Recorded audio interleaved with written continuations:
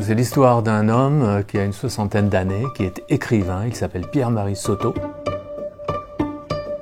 Et il a entretenu pendant des mois une relation épistolaire intense et passionnante et passionnée avec une jeune femme, une lectrice, et à l'issue de laquelle ils se sont rencontrés.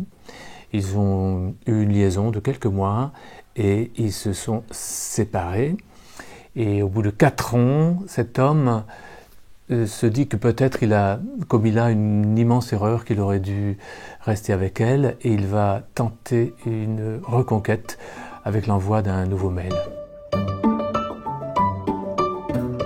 Oui, alors selon moi, Oh Happy Day, c'est l'histoire d'une femme qui s'appelle Adeline Parmelan, qui a entretenu une correspondance avec un écrivain, son écrivain préféré, Pierre-Marie Soto, pendant des mois.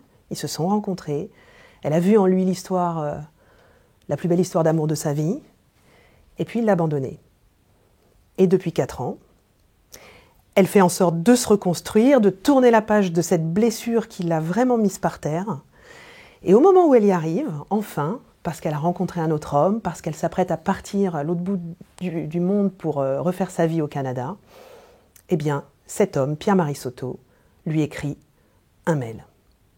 Ils sont complètement décalés, comme souvent dans la vie. Le tempo de Pierre-Marie Soto n'est pas celui d'Adeline Parmelan. Et tout le roman va être justement cette tentative de remettre les pendules un petit peu à la même heure. Très bien.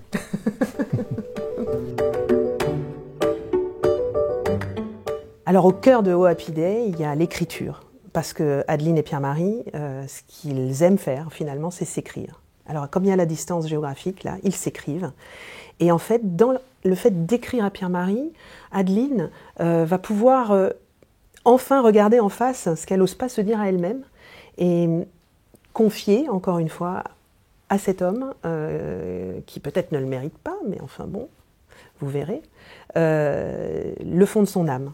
Vous allez retrouver Adeline et Pierre-Marie, vous allez retrouver le plaisir que nous, on a eu à les retrouver, vous allez retrouver leur humour, vous allez retrouver leur joie de vivre, malgré les blessures de la vie. Donc vous allez... Vous régalez ? Vous régaler.